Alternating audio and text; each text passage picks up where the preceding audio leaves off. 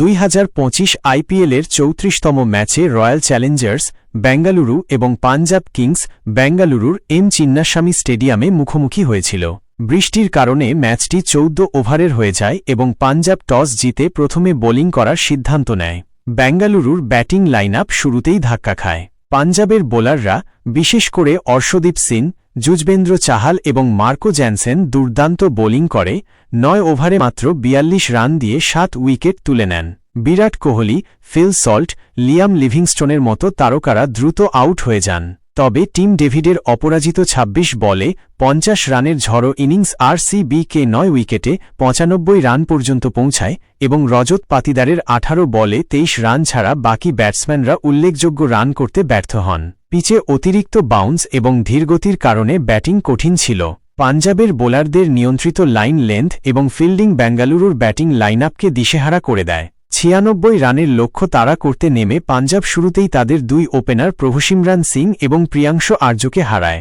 Josh হ্যাজলউডের দুর্দান্ত bowling পাঞ্জাবকে 53 রানে 4 উইকেটে ফেলে দেয়, যার ফলে শ্রেয়াস আয়ার এবং জশ ইংলিশ আউট হন। তবে নেহাল ওয়াধেরার অপরাজিত 19 বলে 33 রানের ঝড়ো ইনিংস, যেখানে তিনি সুয়াস শর্মার বিরুদ্ধে 4টি বাউন্ডারি, 2টি 4, 2টি 6 মারেন, পাঞ্জাবকে জয়ের দিকে নিয়ে যায়।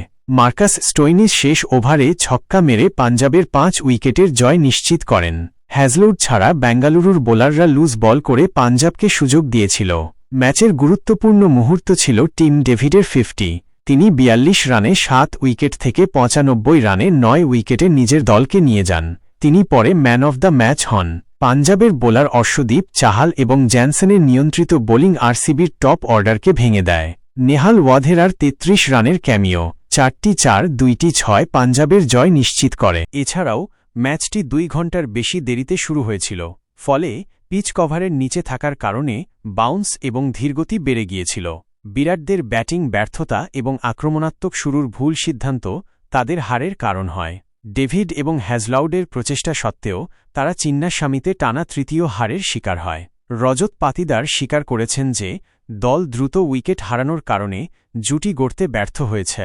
অন্যদিকে পাঞ্জাবের বোলিংয়ের শৃঙ্খলা এবং ওয়াধেরার পরিপক্ক ব্যাটিং তাদের জয় এনে দিয়েছে। শ্রেয়াস আয়ার বলেছেন যে বিভিন্ন পরিস্থিতিতে খেলার অভিজ্ঞতা তাদের